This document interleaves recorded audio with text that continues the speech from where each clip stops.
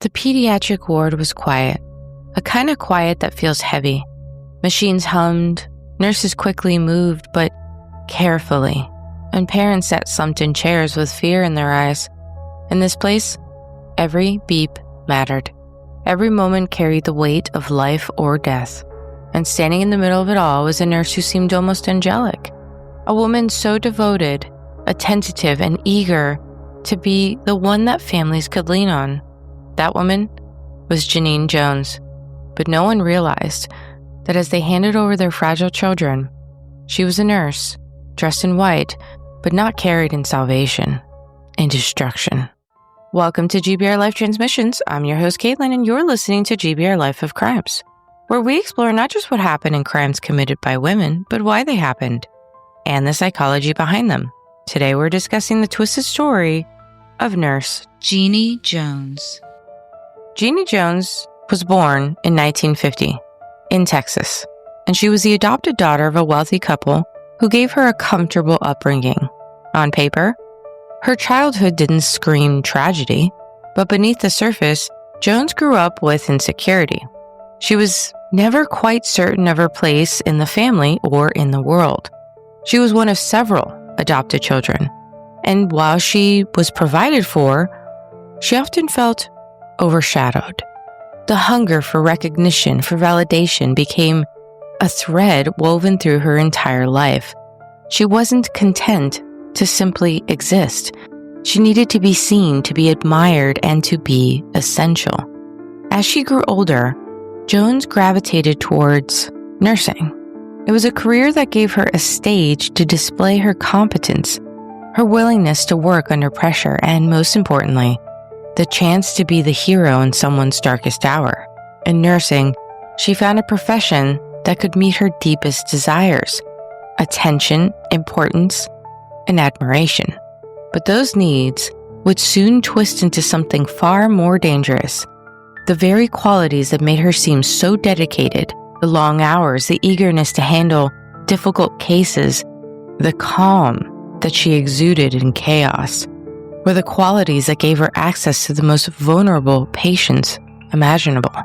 And by the late 1970s, Genene was working in pediatric intensive care in San Antonio. Just as now, hospitals were understaffed, with lax oversight and less strict drug accountability than today.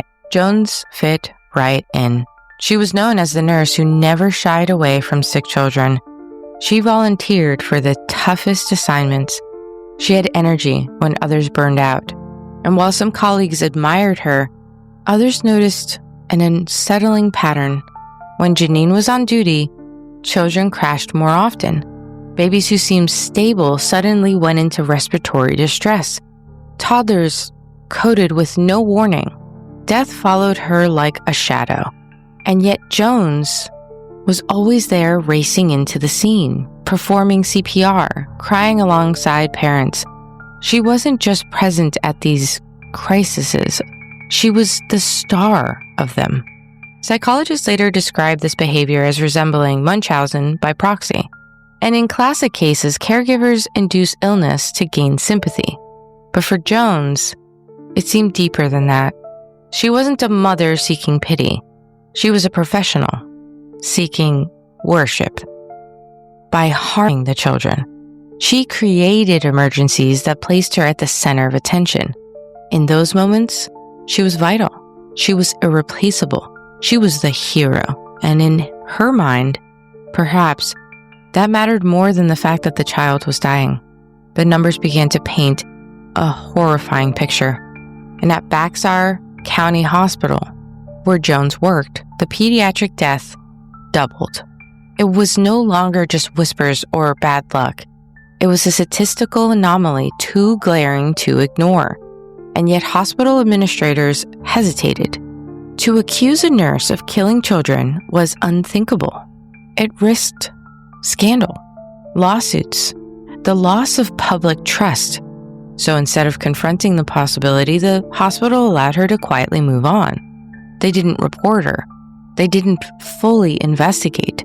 They simply passed the problem along, giving Jones the chance to continue. And when she took a small clinic job in Kerrville, Texas, the tragedies followed. And one of those tragedies was 15-month-old Chelsea. Chelsea was a happy, healthy toddler. Her visit to the clinic was routine. But under Jones's care, Chelsea suddenly stopped breathing. Her mother watched in horror as the nurse frantically performed CPR. Chelsea never revived. An autopsy later showed chemicals in her body, a chemical that was used to paralyze muscles. It had no medical purpose for being in Chelsea that day, and it had been administered deliberately.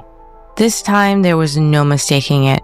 Jones had crossed from suspicion to certainty, and of course, she was arrested. They immediately made the connection, and her arrest made headlines. The trial was almost immediate in 1984, and it was chilling. Parents who had trusted her sat in the courtroom listening to testimony that suggested dozens of children might have died because of her.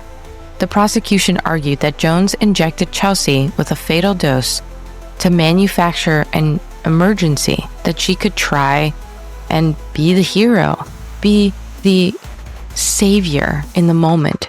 It was the ultimate performance. The defense claimed that there was no motive, that perhaps error had been made, that she was unlucky. But the evidence, especially with the traces of a chemical that paralyzed people, was undeniable. Jones was convicted of murder and sentenced to 99 years in prison. Why? Because there was separate cases involving other children, and she received an additional 60 years for injury to a child. And yet, even with those convictions, investigators believe the true number of her victims was far higher. Some estimate as many as 60 children may have died in her hands. The tragedy is that so many of these cases will never be proven because hospitals at that time didn't always order autopsies. Records were incomplete. The drugs she used left very few traces, and families were left with the unbearable burden of wondering, was their child truly a natural cause, or was it the work of Genene Jones? For decades, Jones sat behind bars, but in the mid-2010s, news surfaced that sent shockwaves through Texas because of the mandatory release law designed to ease prison overcrowding. Jones was set to be free in 2018 after only serving 33 years. Imagine the horror of parents who lost their children, hearing that the woman suspected of killing dozens of babies might walk free. Prosecutors scrambled, reopening cold cases, filing new charges, and doing everything possible to stop her release. And their efforts succeeded. In 2017, Jones was indicted on 5 additional murder charges. And in 2020, she pled guilty to killing 11-month-old Joshua Sawyer. For that, she received a life sentence, ensuring she would never step foot outside prison walls again. But the story didn't end with the verdict. The real haunting question is why? Why would someone dedicate their life to caring for children only to turn that position into a weapon? Forensic psychologists believe Jones needed recognition, and that need for recognition drove her to commit unthinkable acts. Her childhood insecurities, her desire to stand out, and her cravings to be the center of attention combined in a lethal way. She engineered crisis to feel important.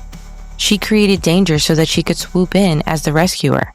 In her mind, every code blue was a stage, and every child's life was a script that she controlled.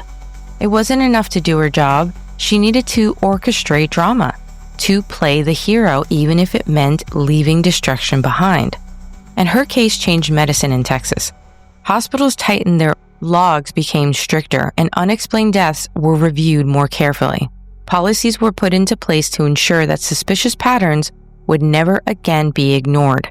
But for the families, these policies and changes came too late. They live with the gnawing question of whether their baby could have been saved by someone if someone had spoken up sooner. The shadow of Genene Jones will forever linger in pediatric medicine, and it raises the questions that some of us just don't want to face. How do we truly know we can trust someone with our lives or with the lives of our children? And what do we risk when we fail to question the systems that protect institutions more than they protect people. Questions we'll have to live with and continue to trust regardless. This has been GBRLIFE of Crimes, part of GBRLIFE Transmissions, and I'm Caitlin, reminding you that understanding the darkness helps us appreciate the light. Join me next time as we uncover another case that challenges everything we thought we knew about the criminal mind.